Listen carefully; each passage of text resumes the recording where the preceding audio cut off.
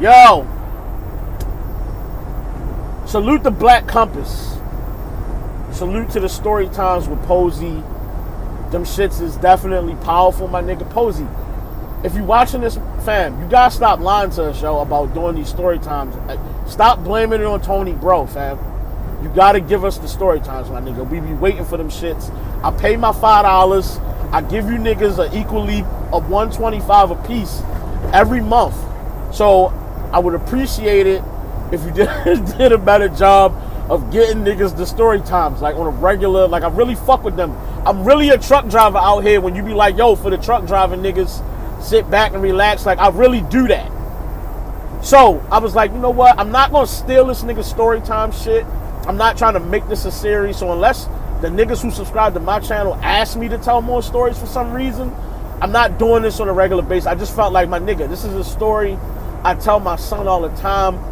And I feel like I don't know necessarily that it's powerful, but it's a cool little story, you feel me? So I felt like, let me share this with niggas and get this shit out here. Posey is not for sale. Go subscribe to the Patreon, my nigga. Follow this nigga's stories. Don't follow my shit. Go follow that nigga shit. That's the story time, nigga. So, bet, I gotta tell you this one little story to lead you into the main story. So, dig it. My stepbrother, a couple years younger than me, you know the number one hood rule, bro. Like, don't let nobody hold your bike. I don't know why this nigga didn't understand the hood rules, but the nigga just didn't follow the rules. And he let an older nigga hold his bike. This nigga named Dominic. Yo, I was in a class with this nigga in 7th grade. I don't really know that nigga like that, but I remember him from 7th grade. So somehow this nigga ends up letting this nigga hold his bike, and the nigga just vanishes. Like nobody ever sees this nigga again with the bike. Like you stop seeing him in the neighborhood, period.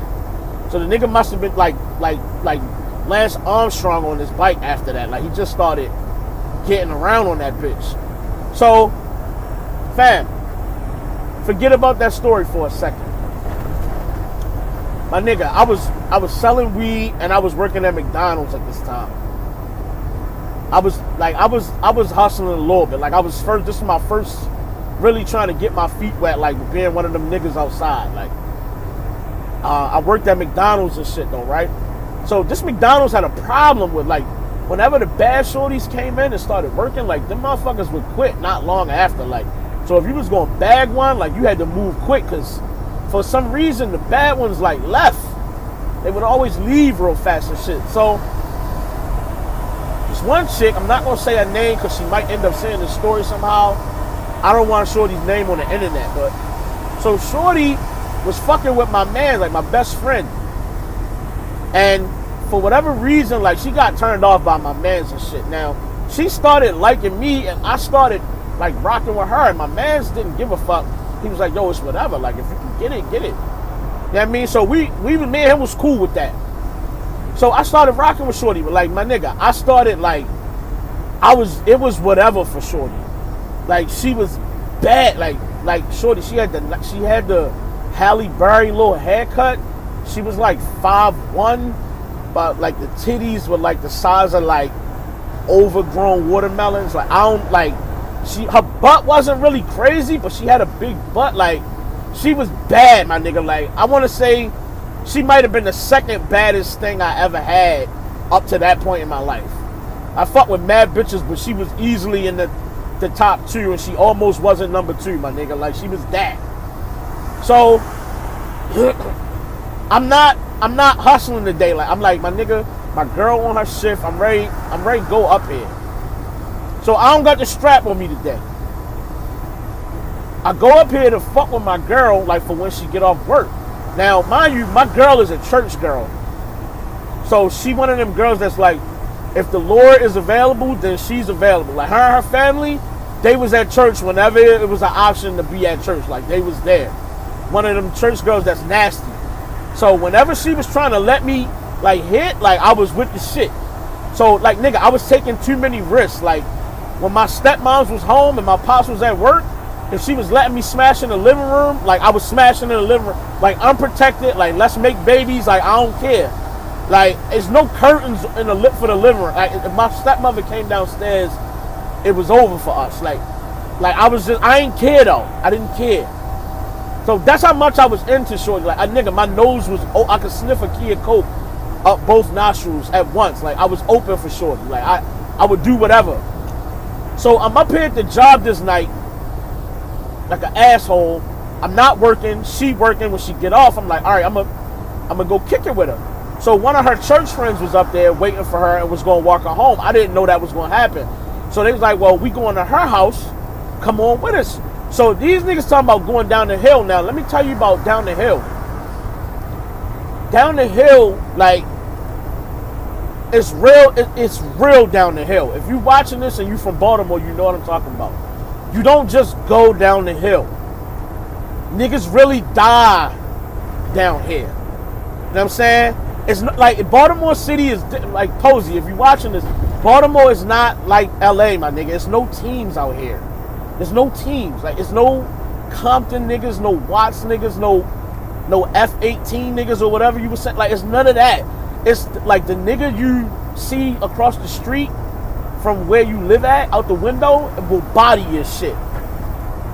Like, niggas don't care out here. Like, your grandmas and his grandmas could be besties since kindergarten, and the nigga will still body your shit. Like, it's like that.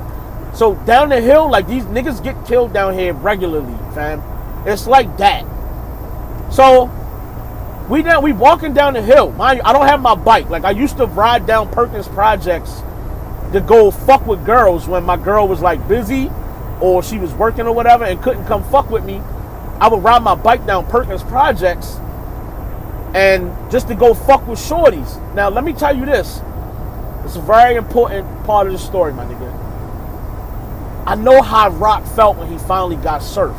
Like, that's how I felt when my pop said, look, coming in all wild hours of the night, I'm setting the curfew. You can come in at 1. Like, when he gave me that permission, I'm like, nigga, I'm here now. Like, I have arrived, my nigga. It's my time. I gotta show niggas what I am now. I can stay out till 1. Fuck out of here. But my nigga was like, my father was telling me, fam, you don't have to come in at 1 o'clock every night. It's not, don't try to stay out till 1 just because you can be out till 1. Learn how to bring your ass in the house. Yeah, okay. I wasn't listening to none of that shit. But he told me numerous times, like, my nigga, even on days I did come in early for whatever reason, and don't forget, don't come in here at 1 o'clock just because you can come in at 1 o'clock.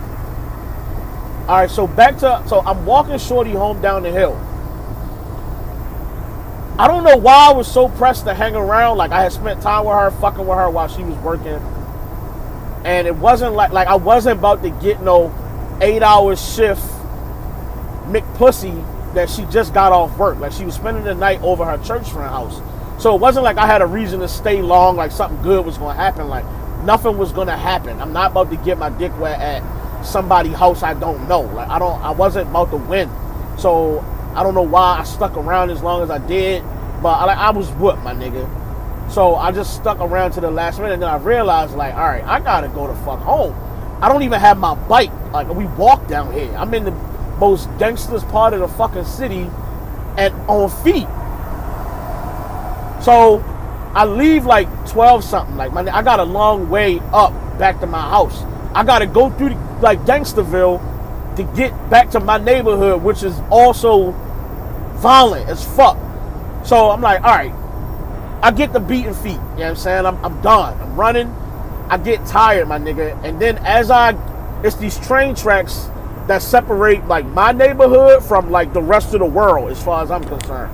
Like, that's how we felt about it. Like, once you cross them tracks, you in a whole nother part of life. So I come from outside the fucking Mario Brothers tunnel, like the tunnel, my nigga. I come under the train tracks, boom, I'm in safety zone. I'm good. It's this big ass street light as soon as you come from under the tracks. And I'm coming through, it's a nigga coming down towards me. Right? Now, mind you, I don't know this nigga. I've never seen this nigga before. I'm not even paying attention to who it is. You feel me? I'm trying to just get home. It's almost 1 o'clock. Like, yes, I'm gonna make curfew. I want to respect this nigga. You know what I mean? Telling me I can come in at 1. Like, I don't want to fuck it up. So I'm trying to make it. So this nigga, as I'm passing him, this nigga says, yo, you know where the weed at? Now, mind you, I don't have a strap. I wasn't about to shoot up the block with my girl. I didn't have a reason to take the burner to McDonald's to go spend time with my girl. And I wasn't even selling weed. So I don't know if this is a nigga that actually knew me or just took a shot in the dark saying some shit like that, hoping that I was going to say yeah, whatever. But I was like, nah, yo, I don't know. So I passed the nigga. I'm thinking, like, into that exchange. Like, I'm not even thinking about it, and it just happened. The nigga was like, yo, caught my attention, but I ain't stopped. Yo, come here real quick. So I turn around. This nigga got the burner, like, on my shit. Like, yo, come here real quick. And in my mind, I'm just like fucking set it off and shit. I'm like,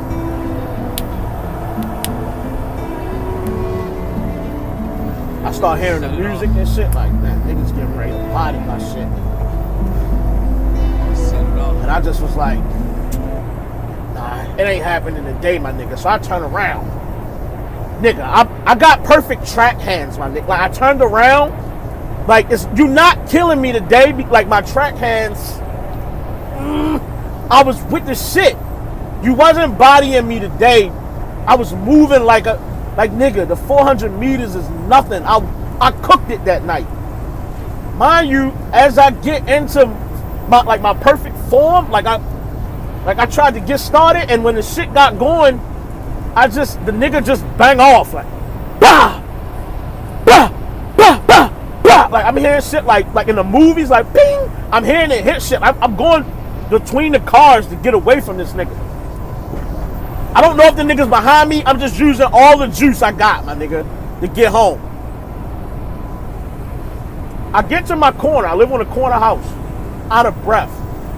I see a nigga coming down the street on a bike. I'm like, nigga, if there's somebody trying to kill me, like, I'm not running this time. Like, whoever it is, you got me. Like, I can't run no more. I survived part 1. I died at the end of part 2, my nigga, because there's no way I'm running from whoever this is. It's this nigga, Dominic. I'm like, this nigga. So he's on the beach cruiser. Like, we started calling this shit the beach cruiser because this nigga, like, basically, like, my little brother got Debo for the bike. I'm not thinking about it, but he's on the beach cruiser for real. So the nigga like, fam, what is you doing out here? Niggas is shooting and shit. I'm like, yeah, niggas is shooting and shit. So the nigga like, oh, you was just coming from where that shit was at? I was like, yeah. So I'm out of breath. Like, I'm trying to catch my breath. The nigga looking at me like, yo, you got a hole in the front of your shorts. So I'm like, what? So I'm looking down at my fucking shorts. Nigga like, nigga, your shit bleeding in the back. You like, yo, you got shot, my nigga? So I'm like, what? So I'm looking, like, I'm finding out as he finding out. Like, my adrenaline was beating. So I get shot and didn't even know it, my nigga. Like, I had no idea I got shot. So I got a hole in my leg. So this nigga takes off like, yo, you better go to the fucking hospital. So, mind you, I got to go in the house now and wake this hard-working ass man up who got to get up at 5 in the morning to be at work. I got to wake this nigga up I'm coming in at 1 o'clock, my nigga, to tell this nigga I got shot. I got to go to the hospital. So I'm on the door like, hey, Pop. He like, yeah, I got shot. He like, what? I'm like, I got shot. I gotta go to the hospital. He like, oh shit, alright. The nigga takes like 20 something, like, nigga, instead of just throwing something on real fast, like, I'm in the back room sitting in my room on the bed, like, I'm about to bleed to death. Like, I got a hole through me, a peekaboo hole, my nigga. Like a fucking peephole through my shit. I'm bleeding out into my mattress, sitting on the bed waiting for this nigga to get fancy and get dressed. The nigga put on his work clothes because he knew he had to go to work right after we was done at the hospital. I love my pops, man. I thank God the nigga took me to the hospital. Nigga, I had more pain at the hospital from the doctor putting their fucking finger to feel for bullet fragments and looking for shit, and the needle they put in my, like, I'd rather had got shot again, fam. Like, the shit was painful. But, like, the moral of the story, and like I tell my son, yo, know when the party is over, my nigga. Know when the fun is over. Realize what you doing and why you doing it. Like, I didn't need to be there. I had seen her enough. I was taking too much risk as it was. And the man told me, stop trying to come in at 1. There's nothing out there for you that time of night. You know what I'm saying? The moral of the story is, yo, you should have had your strap. It's not that. I should have took my ass in the house hours ago. I didn't have no business trying to be around some pussy that I wasn't going to get over a shorty that didn't give a fuck. That I was outside walking the fuck home through the most dangerous fucking neighborhood in my city. So it's like, yo, take your ass home. Know when the fuck to go home, fam. Y'all niggas need to know that. I hope y'all learn something from this little stupid ass story. You feel me? If y'all niggas want me to tell more stories, I got one more I'm gonna tell. I will tell more stories, but I'm not looking to take over Posey's shit. This ain't like another avenue for stories. It's just, I'll do it, but I'm not, this ain't a series for me. Salute to Posey, salute to Black Compass. I hope niggas fuck with this story. It's your man Fat Boy, checking the fuck out.